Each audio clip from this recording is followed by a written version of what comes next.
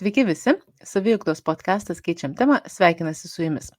Kaip visada, kviečiame į kasdienius reikalus pasižiūrėti su daugiau sąmoningumo, paieškoti sprendimų ar atrasti coachingo principus. Šios dienos tema – pasiruošimas atostogoms. Kaip nepatekti į priešatostoginį stresą ir ką daryti, kad išvyktume atostogų be pykčių, pasiėmę reikalingiausius daiktus ir su netgi baigtų darbų sąrašu. Mano vardas Laura, su manim coachingo kolegės Ernesta ir Vaida. Tai kalbant apie atostogas, man norisi pradėti nuo pačių pradžių. Kada prasideda atostogų planavimas ir ką pirmiau planuojate, darbus ar atostogas? Aš iš karto taip noriu eiti, kad žinoma atostogas.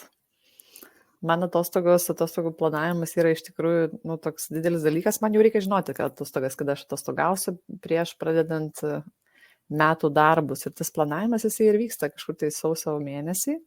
Kai jau susidėliojo atostogas, aš kalbu apie tas didžiasias atostogas, ne apie vienos dienos kažkokius išvažiavimus, ar ne? Vienos dienos išvažiavimai, 2 dienų išvažiavimai, jie nutinka dar į tarpus. Aš tai galvoju, kad esu toks žmogus planuotojas. Man labai svarbu yra susiplanuoti, ką Vaida sakė, atostogas į priekį. Ir susiplanuoti metų perspektyvai, bet aš jau net ir tas mažas išvykas planuojuosi, pasižiūriu iš karto.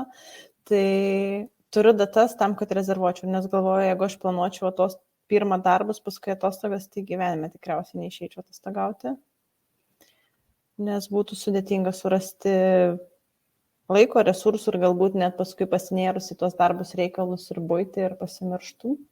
Ir suprašiau, kad reikia atostogų jau šiek tiek per vėlai. Aš tai pastebėjau iš savo pusės, kad įvyko kažkoks pokytis, nes anksčiau, kai pradėjau dirbti, tai man buvo labai toksai didelis reikalas metų pradžioj iš karto susižiūrėti, kur yra ten tos laisvesnės dienos, tada iš karto pasimti ten atostogų, kur ten ką galima prisidurti, iš karto žiūrėti visus ten pigiuosius skrydžius, kur tik tai galima lėkti. Na, bet kai atsirado vaikai ir šeima, tai tas tempas gerokai sulėtėjo ir pastebėjau, kad kažkaip susidėlioja taip, kad tos, kaip sakant, didžiosios atostogos lieka tokios, arba žiūri pagal ten, kur planuoji, arba norėtum važiuoti, arba turi galimybės, arba pagal kolegas ir kaip bendras susitarimas darbe susiklosto. Tiek mano, tarkim, tiek vyro ir dabar trečias dar niuansas atsirado vaikų atostogos, kurios irgi diktuoja tam tikrą ritmą. Tai turbūt irgi, nežinau, nedrįščiau sakyti, kad dabar pradedu planuoti nuo atostogų, aš kažkaip galvoju, kad tų atostogų planavimas kažkaip tiesiog gyvenimas priverčia, nes vaikams vis tiek būna atostogos, tai nori ar nenori. Nuo laisvo noro iki šito tokio privalomų planavimo gaunasi. Bet jeigu jau susiplanavom atostogos, ar ne, tai tada reikia jom pradėti ruoštis. Ir kada tas prasideda ruošimasis ir galbūt yra kažkokie niuansai, į ką galima būtų atkreipti dėmesį, didesnį dėmesį skirti ruošiantis tom atostogom. Aš tai sėdžiu ir šypsausi, man tai pasiruošimas yra toksai dalimis ir man labai patinka ruoštis atostogom. Man tai yra kaip yra pasiruošimas kalėdom, tai yra atostogom. Taip, iš pradžių išsirinki, kur važiuosi, ar ne? Gal pirmiausia nustatau datą, paskui kur važiuosim. Ir tada tas toksai kelionės užsakymas, po truputėlį, kadangi mes planuojam savarankiškai kelionės, tai jisai toksai gaunasi pirmiausia, kur važiuosim, po to lėktuvo bilietų užsakymas, viešbučio bilietų užsakymas, toks pasižiūrėjimas į tarpus, ko reikia ar ne, ar tai kažką tai dar įsigyti, ar kažką tai nudirbti, tai jisai gaunasi tos atostogos pačios, jos yra, kaip momentas, ar ne, jos pralekia labai greitai, bet tas pats pasiruošimas yra iš tikrųjų labai fainas. Tai galvoju, Laura, atsakant į tavo klausimą, į ką atkreipti dėmesį ruošiantis atostogauti. Man tokie keli aspektai galvoju sukasi. Pradžioj tikėtina turiu prisipažinti, kad esu mokinio roliai šiuo metu, kad ruoštis atostogauti yra procesas, ką Vaida minėjo, kaip prieš kalėdinis laikotarpis, kuris suteikia daugiau džiaugsmo. Ir iš to, kad aš esu dabar mokinio roliai, vienas patarimas, taip ateina ar ne į mintis, kad atkreipti dėmesį į tai, kokie įpročiai arba kokie įsitikinimai yra mumise apie pasiruošimą atostogauti. Ir čia taip pasidalinant savo patirtim, kada aš pastebėjau save sąmoningiau, ar ne, kad buvau įpratusi prieš atostogas turėti tą tokį, gal net stresą, sakyčiau, arba paskutinės nakties ruošimosi sindromą, kaip studentai ruošiasi egzaminams paskutinę naktį, taip Ernesta ruošdavosi kelionėms. Ir prie ko tai mane privesdavo, aš esu turėjusi patirtį, kai ruošiamės keliauti automobiliu į Lenkiją ir mes turėjom išvažiuoti iš namų 5 ryto, o aš 3 valandą nakties baigiau kepti tokias varškinės purgas, varškėčius, kažką ten. Nes turėjau to tokį įpratį pasiruošti ir kai man nebūdavo to streso, nes natūraliai galbūt jau kažkas suplanuota atlikta, tai aš tarsi pati savo sukurdavau savo jausmą, kad prieš išeinant atostogauti reikia būti labai užimtai, labai ten lakstyti, kažką labai daryti, neklausdama savęs, kam to reikia. Tai tie varškėčiai, kurie ten įvykę, man toks buitinis pavyzdys, kur niekam jų ten nereikėjo, išvis, man pačiai jų nereikėjo, bet kad palaikyti tą įsitikinimą. Tai aš labai kvieščiau šitoje vietoje atkreipti dėmesį į šitą dalyką, prie ko mes esame įpratę, prie kokių įsitikinimų mes esame įpratę, kai ruošiamės atostogom. Tai vienas kampas, o kitas kampas, į ką atkreipti dėmesį ruošintis, tai kad pasiruošimas atostogoms gali būti dalis džiaugsmo. Ir čia yra ta dalis, kurią aš mokausi šiuo metu, kad išeiti į atostogas turime jau pailsėję, tai yra nepavargę. Tai aš pati dabar, pavyzdžiui, planuoju atostogas, kurios prasidės plius minus po mėnesio, bet jau dabar galvoju apie tai, o ką man reikia pasidaryti iki to, kad aš išeičiau atostogauti ramiai. Ir tai apima įvairias sritis. Tai apima ir darbinės sritį, ar ne? Kokie projektai turi pasiekti tarpinius rezultatus. Ką aš turiu pasidaryti, kad komandą savo palikčiau be papildomo krūvio, ar ne, kad spėčiau perduoti darbus, kurie reikalaus tęstinumo, ką aš turiu informuoti, ką mes turim susitarti. Lygiai tas pats namuose, ar ne, ką mums reikia susipirkti galbūt iki to laiko, kad nelakstyti ten tą paskutinę savaitę, kai be galvos, bandant išspręsti 100 dalykų, aš savo tokį lūkestį formuoju, kad aš jau kelios dienos prieš skrydį būčiau viską pasiruošusi, labai ramiai laukčiau jo, be streso ir jau pradėčiau atostogauti dar kelios dienos iki realaus fakto. Kad man nereiktų tos dienos, kai nuskrendi kažkur ar nukeliauji, dar reikia dienos, kad persijungti režimą. Atkreipti dėmesį į tai, o kada mes įsijungiam į atostogų režimą. Ir labai sveikintina matyti yra tą padaryti kelias dienas prieš. Ir šitoje vietoje aš mokausi iš dukrytės savo, nes man atrodo, kad vaikai, jie labai moka džiaugtis šituo procesu. Jeigu tu pasakai, mes šeimoje dabar kalbamės apie tai, kad mes keliausim ir kur keliausim. Ir jei tie klausimai tokie ateina spontaniškai, jinai būna klausimai, koks ten dabar oras, o kaip ten viskas bus, o ką mes ten valgysim, o ar tu man nupirksi lėktuvą saldainiukų. Ir tas toks vaiko džiugesys, man atrodo, būtų labai sveikas ir suaugusiam, tiesiog mėgautis tuo procesu, pasiruošimo procesu. Būtent čia yra tos kalėdos, kaip aš sakau, ne tas visas pasiruošimas. Tai dabar beklausant tavęs prisiminiau tokią istoriją. Prieš gerą pusmetį dirbau su kliente ir jinai pasakojo, kaip jinai važiavo į kelionę į Dubajų su metų amžiaus sūneliu. Ir sako, mes ten nuvažiavom su vyru ir visą laiką mes pykomės, man buvo tenai negerai, man buvo tenai nekomfortas. Na ir kai mes pasigilinom, pasirodo, kad visą laiką prieš išvažiuojant į atostogas, jie, kaip jas planavo, tiesiog pašnekėdavo, kad, tai koks bus oras, plus 35, tai bus labai karšta, tai su sūnum negalėsime daryti to, tai negalėsime eiti ten į lauką arba ilgai pabūti, tai keisis ten galbūt, laikas galbūt labai daug nesikeičia, bet kažkas ten keisis ir tada bus šeimum nepatogu. Ir šitom tokiom emocijom, kad viskas bus tenai negerai, jie maitinosi, iki kol išvažiavo ir aišku, nuvažiavusi ten to džiaugsmo jau nebuvo, nei poilsio nebuvo, nei to pasitenkinimo nebuvo. Ir aš kažkaip palyginau, kaip mes planuojam atostogas arba kaip mes ruošiamės atostogas su seserim. Tai aš dažnai keliauju su seserim. Tai kiekvienas tas padarytas paruošiamasis darbelis, jisai suteikia labai daug džiaugsmo. Ir tada eina tas toksai prasėjimas per žemėlapį arba per lankytinas vietas, ar ne? Ir mes jau, kaip pasakyti, nežinau net kaip įsivardyti, turbinami, tai gerąją prasme, kad kaip bus tenai smagu ir fainai ir, pasikrovė tos energijos ir važiuojam. Tai, visiškai kitas efektas. Aš tai dar norėčiau pridėti, kad prieš ruošiantis atostogom reikėtų aptarti, galbūt nusistatyti tą atostogų tikslą ir jį susiderinti su žmonėmis, su kuriais keliaujame kartu. Tai ar keliaujam kažką pamatyti, ar keliaujam pailsėti, ar turėti ten, nežinau, kažkokias naminės atostogos. Ir kad tas tikslas arba būtų visiems bendras, arba jį iš karto pasiskirstyti.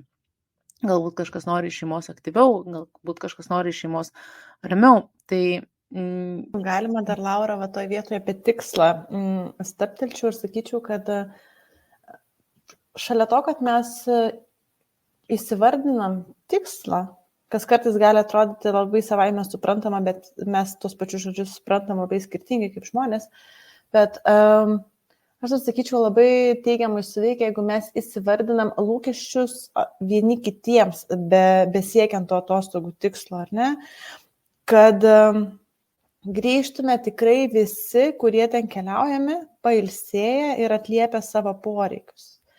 Tai jeigu taip iš to, teorijos į praktiką patraukiant, ar ne, tai jeigu mūsų tikslas pailsėti kaip šeimai, tai tada įsivardinti, ar aš turiu, pavyzdžiui, lūkestį pailsėti viena pati ne mamos rolėje. Pavyzdžiui, galbūt man reikės pusdienio ir iš karto tą galima apsitarti, susitarti, visų keliaujančių kartu lūkesčiai būtų atliepti. Man atrodo, tai paskui nuima tas įtampas, kurios gali kilti jau nuvykus į vietą, jau prasidėjus atostogoms. Dabar galvoju, mes šnekam apie atostogas, kur labiau linkę kažkur iškeliauti, ar ne? Ten lėktuvas, mašina, nesvarbu.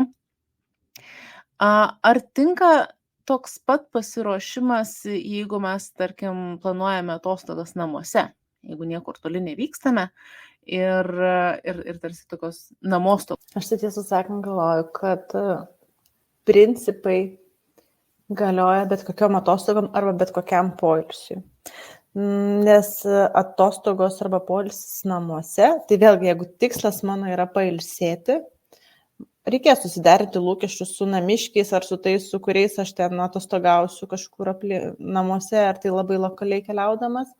Kitas dalykas, aš siūlyčiau irgi tą patį darbų sąrašą pasidaryti iki atostogų. Tuos visus čeklistus susižymėti ir pasidaryti, tam, kad kai aš turiu dedikuotą laiką, tai aš tikrai ilsėčiausi nesiblaškydamas ir netvarkydamas reikalus, nes kas nutinka kitu atveju, prabėga labai greitai tas laikas, o grįžtam dar labiau pavargę negu prieš atostogas ir sakom, kitą kartą tai pailsėsiu geriau.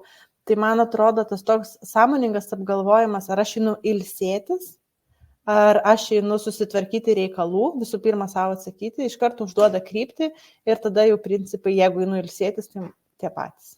Galiu tik po internete dabar galvoju. Gal tik tai galvoju, čia pakviesiu jūs ar net pasvarstyti, ar nėra daugiau rizikų pamesti atostogas, kai mes namuose, ar ten nereikia kokių papildomų saugiklių įsijungti, dabar atėjo tokia mintis, ar ne mini susitarimų, kad, nežinau, pavyzdžiui, šeimos nariai taptų atskaitomybės partneriai. Nes labai lengva pasimesti buityje, ar ne, jeigu mes namuose atostogaujam. Tai kaip mes vienas kitam, pavyzdžiui, priminsim, kad dabar yra atostogų režimas. Arba poilsio, ar ne. Kaip mes neskubėsim būdami namuose. Va čia gal daugiau tokių kampų. Tai, taip galvoju, kad gali nutikti taip, kad ruošintis atostogauti namuose yra daugiau, ką reikia apsvarstyti, negu ruošintis kažkur toliau, nes mes pakeičiam aplinką. O čia toj pačioje aplinkoje turim pakeisti savo elgesį. Aš kažkaip tai dar nesatą bekalbant pagalvoju apie tas neurojungtis, ar ne, kai tu esi toje aplinkoje ir negali atsipalaiduotis, nes jinai yra surišta su rūpesčiu, su darbu, su galbūt kambarių tvarkymu, su dar kažkuo, tai kaip žiūrint iš čia, ar pavyksta atsipalaiduoti ir pailsėti namuose. Ir tokia mintis, kad jeigu gyveni vienas, tai galbūt yra šiek tiek geriau, bet jeigu tu gyveni su šeima, tai to šeimos poreikiai jie nedingsta. Ir tas susitarimas, jisai gal ir yra reikalingas, bet o dabar jums tokį klausimą ir pagrąžinčiau, merginos, kaip jūs galvojate, ar įmanoma? Ar įmanoma pailsėti namuose? Taip, ar įmanoma pailsėti namuose? Tai aš galvoju, kad, pailsėti įmanoma, bet galimai ten Aišku, mes visi skirtingi, bet galimai ten gali prireikti daugiau pastangų, ką tu ir pati vardinai, ar ne, tos neuronų jungtis. Mesgi turim tam tikrus įpročius, kaip elgiamės namų aplinkoje ir ten įjungti poilsio režimą gali būti daugiau iššūkių.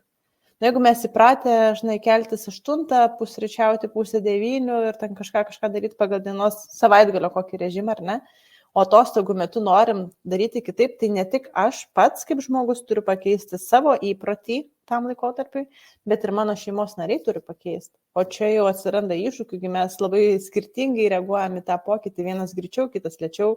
Vaikams tikriausiai namų erdvėjai persiorientuoti, kad čia dabar kažkas kitaip yra dar sudėtingiau, tada mamos ir tėčiai taikosi pagal juos. Tai vėlgi labai svarbu matyti susitarti, ar ne, ir nuspręsti, kaip tas poilsis namuose turi atrodyti, kad tai iš tikrųjų būtų poilsis.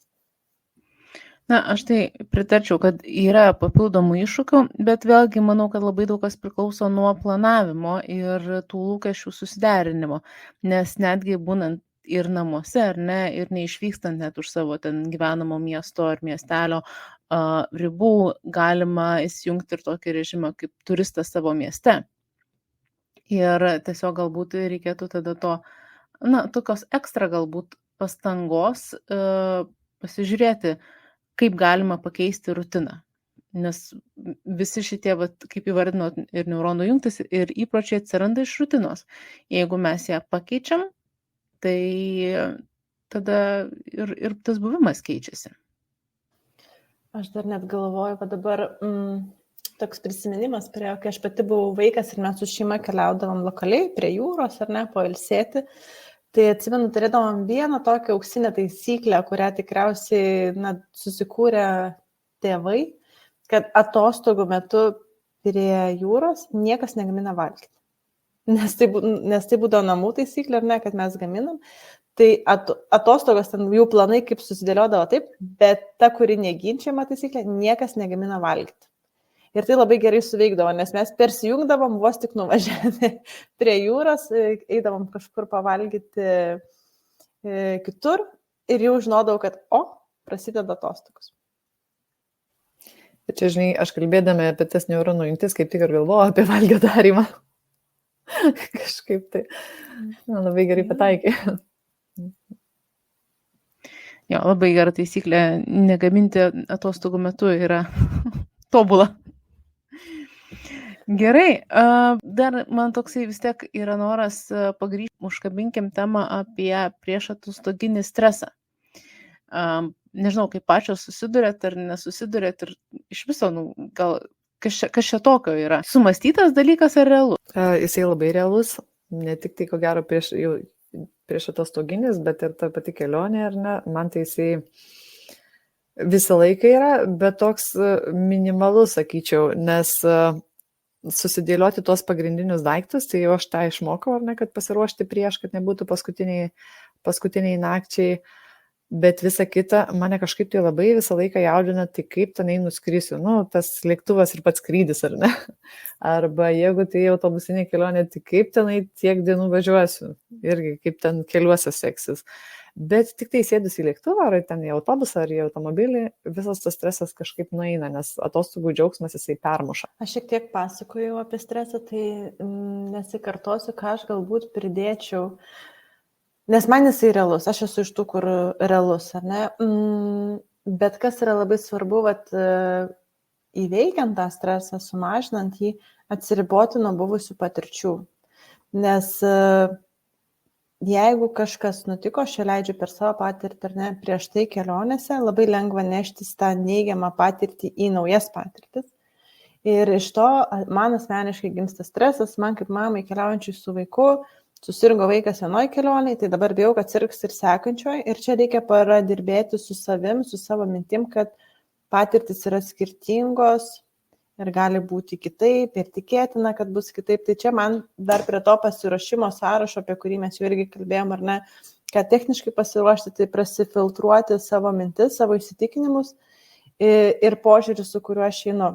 Man padeda tą tvarkytis ar ne ir nelaukti tos minutės, kol prasidės reali kelionė. Aha, nesutapatinti tų visų blogųjų dalykų, kurie nutiko prieš tai.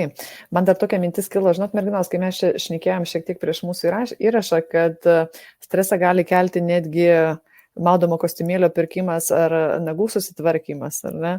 Tai tiesiog tokia mintis, kad tikrai iš tikrųjų yra atidirbta mano, nes su praeitų darbu gan tikrai labai daug esu keliavusi. Tai tas toksai dalykas išbandyti kitaip. Tiesiog jeigu kažko nespėju, važiuoju kaip yra ir tada žiūriu, ar man tas yra patogu ar nepatogu. Ir tada labai daug dalykų nusinulina, nes suprantu, kad iš tikrųjų gal ir nereikėjo veltis dėl šito ar dėl kito dalyko.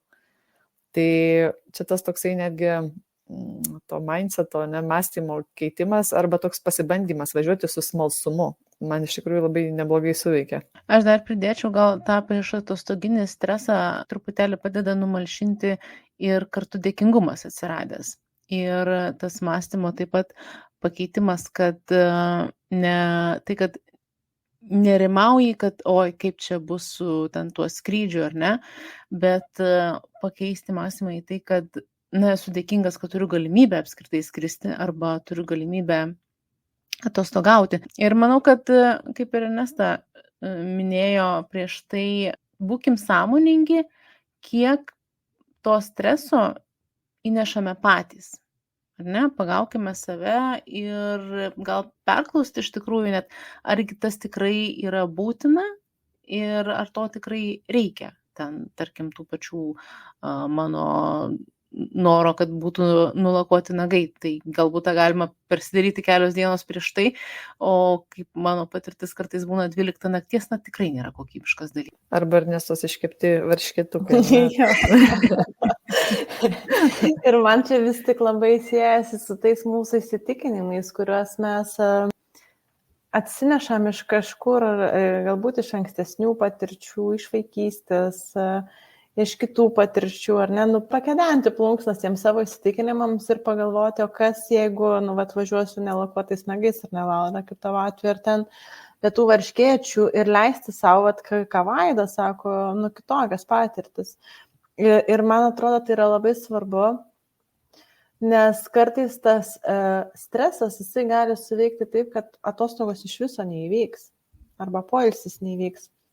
Tai yra, jeigu mes to streso nepaliksime namuose, jeigu mes jo nepaleisim ir pristresuosim visas atostogas, tai nepajausim to atostogų. Mes realiai nepatirsim spalvų, nejausim skonių, nieko, nes gyvensim galvoj apie savo mintis. Ir aš turėjau atveju dirbant coachingo srity su klientė, ar ne, kad de facto žmogus nepasinaudoja galimybėmis išeiti kažkur pailsėti, išeiti kažkur papramogauti, nes tas toks stiprus stresas ir įsitikinimas, kaip reikia atrodyti, ką reikia turėti, kaip reikia būti pasiruošus einant vienur ar kitur, iš viso sustabdo nuo veikti. Tai yra net neįvyksta žingsnis, ar ne? Ir žmogus atsisako tada galimybių, nes turi galvoje tam tikrų ar ne įsitikinimų. Tai labai sveika juos persižiūrėti, inventorizuoti. Ir, sakyčiau, gal ne prieš pat atostogas tą reiktų daryti idealiu atveju, bet jeigu jau artėja terminas, tai geriau tada gal vėliau negu niekada šitoje vietoje. Bet jeigu įmanoma, jeigu mes pastebim tos atsikartojamumus, jeigu pastebim, kad kiekvieną kartą paskutinę naktį nagus lakuojam, jeigu pastebim, kad iš vakaro lakstam po parduotuvės rankšluosčius pirkdami ar dar kažką darydami, tai, tai yra tam tikras mūsų pačių elgesio modelis, kurį tikrai galim pakeisti. Jeigu nesurtimiausiam, tai susekančiam atostogam tikrai. Ir čia būtent man nuskambėjo tas taisyklių toksai susidėliojimas, ar ne, kad atostogos turi būti tokios. Aš turiu atrodyti taip, ten aš turiu būti įvykdyti šitą ir tą, ar ne, arba ten turi važiuoti visa šeima, visiems turi ten patikti, eiti ar gulėti prie jūros, ar ne, ir susidėliojant tas taisyklės ir jų nepraplėtus, mes įstatom save į tuos rėmus. Ir tada tos atostogos jos tikrai būna, netokios jau ir smagios. Jeigu jau mums pavyko įveikti prieš atostoginį stresą, pavyko įveikti visus iššūkius ir vis dėlto iškeliavom atostogų, tai kokie dalykai gali iškilti atostogų metu, kurių nesureikštiname kasdienėme gyvenime. Arba kaip mano, pavyzdžiui, atveju pasidalinsiu, netgi džiaugiuosi kasdienėme gyvenime. Mano vyras labai yra organizuotas, tikslus žmogus ir jam yra labai svarbu visada įgyvendinti tam tikrą tikslą, pavyzdžiui, išvažiuoti laiku iš namų, kas darbo dienomis yra labai džiugu ir labai padeda. Tačiau atostogų metu kartais kelia tokį erzulį, nes įprastai jau kai nuvyksti, kažkur labai smarkiai nepavėluosi ir tada jau man norisi tokio lėto, ramaus atostogų režimo, bet jam kartais užtrunka persijungti šitos režimus. Ir iš to kyla, tokia bereikalinga įtampa, tada aš klausiu, tai ko tu negali atsipalaiduoti, jau mesgi atostogaujam, kur mes skubam, o jis sako, bet vis tiek turi būti kažkokia tvarka, kažkaip tai vis tiek turim organizuoti. Nežinau, kaip iš jūsų patirčių. Tai šitoje vietoje norėčiau to tokio dėmesingumo ir realistinio pojūčio, kad kartais galim neprasispręsti visai tų dalykų, su to stresu biškai išvažiuoti ir atleisti savo, nekelti tokių perdėtų lūkesčių ir nesitemti jų nuo to pasirašymo iki pat atostogų. Leisti dalykams įgėti savo vagą ir nesvarbu, ar tai atostogos ar ne, kiek galėjau, tiek pasirašiau, kitą kartą pasimokyti iš to, aišku, sąmoningai ir daryti veiksmus, bet nekalti savęs prie kryžiaus, kad velnias dabar vėl išvažiavau su stresu atostogauti. Čia gal tas toks pirmas atkreipdėmėsi, kad visi mes esam žmonės ir klysti yra labai žmogiška ir turėti ten visokių niuansų yra labai žmogiška. Ir per šitą žmogiškumo prizmę aš prieinu prie to, kad atostogose gali išiškėti tie dalykai, kurių kasdienybėje ne tai, kad nepastebim, aš sakyčiau, mes juos žinom, bet ne taip stipriai akcentuojam. O atostogų metu jie paaštrėja, sakykime, ar ne? Pavyzdžiui, kūno priėmimas, kūno formų priėmimas. Tai jeigu kasdieną dar gyvenu su tuo visai nieko, tai kūno priėmimo klausimas jis gali aptemti atostogų džiaugsmą. Iš tikrųjų, jeigu aš sėdėsiu prie baseino ir graušiu save už tos papildomus kilogramus, kodėl aš jų nenumečiau ir ten blablabla, tokia, kur turėsim besisukančią ar ne plokštelę, gadins atostogas. Tai aš sakyčiau, jeigu pastebim, jeigu taip nutinka, užsifiksuoti savo, kad čia dar nepraspręstas klausimas, praspręsiu, kai grįšiu. Ir jau to atostogų metu leisti savo mėgautis ir kiek įmanoma tas bėdas, sakykime taip, tos iššūkius, kurie atrodo tuo metu labai dideli, sumažinti per požiūrio kampą. O kas dar gali sutrukdyti mėgautis atostogomis? Aptarėm, kad tie dalykai, kurie šiaip kasdieniniame gyvenime arba netrukdo, arba yra mažiau pastebimi, o kas dar gali sutrukdyti ir išmušti iš atostogų? Tai tas toksai, kai aš pasakau, kad mes, kai planuojam atostogas, ar ne, ir mes jau džiaugiamės, kaip ką darysim, kur neisim, ką valgysim, ką pamatysim, ar ne. Tų lūkesčių tokių didelių užsidėjimas ir nuvažiavus atostogauti, jeigu tai neįvyksta, nežinau, blogas oras, ar ne, ten kažkoks muziejus būna uždarytas, ar kažkokia įstaiga, ne. Tai tiesiog būti labiau lankstiems. Tai tas lankstumas, aš manau, jis yra labai svarbus. Jeigu mes nesam lankstus, tai ir atostogos gali būti į vieną pusę.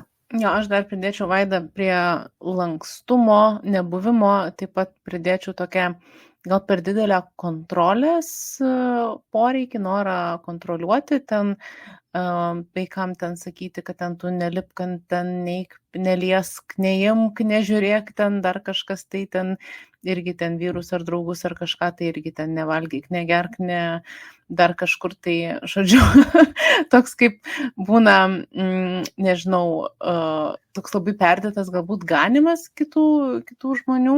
Man dar, Laura, dabar kai tu įvardinai tą per didelę kontrolę, taip kažkur mintyse sušmežavo pasakymas, kur, nedaryk gėdos. Tai ką žmonės pagalvos, toksai, kur, dievaži, gal mums nereikia susireikšminti, nes niekas ir šiaip apie mus negalvoja, juo labiau niekas apie mus negalvoja svečioj šaly, kažkur ten gulint paplūdimyje ar keliaujant kopiant į kalnus, kad ir ką bedarytume, tai pabandyti ir savo, ir kitiem leisti gyventi be šitų pasisakymų, jeigu pagaunate, kad jie yra visgi jūsų žodynė. išlaisvinti save iš esmės. Ir man labai patinka tas posakis, žinai, kas nutiko Las Vegase, lieka Las Vegase, tai čia panašiai su ta mintim ir važiuoti į atostogas, nes jeigu jūs patys neįkelsit kaip atostogose ant stalo pašokot ar ne, tai kokia tikimybė, kad jūs kas nors ten nufilmuos ir įkels. Ne? Jo, ir dar, žinai, galvoju, vat iš to vienas, kad tu savęs nekeli ar ne, ir negalvot per tą prizmę, kad ką ten kiti galvoja, bet gal kartais sveika ir pačiam nuo kitų atsiribot, mažiau dairytis, ką ten kiti daro ar kuo užsiema. Tiesiog bent jau atostogų metu nelyginti savęs su kitais. Ačiū merginos už diskusiją. Daug mes aptariam, ką daryti, ko nedaryti prieš atostogas ir jų metu. Ir manau, kad labai svarbu užsifiksuoti, kad vis dėlto atostogom irgi reikia ruoštis, jom reikia paskirti laiko, kad jos būtų daugiau suplanuotos, mažiau keltų streso ir iš tikrųjų turėtume galimybę pailsėti. Ir vėlgi, nebandykim padaryti dalykų tobulai, žiūrėkim į viską per bandymo prizmę su smalsumu ir dėkingumu. Tai ačiū Jums už laiką skirtą kartu ir linkime labai gerų atostogų. Gerų atostogų. Iki.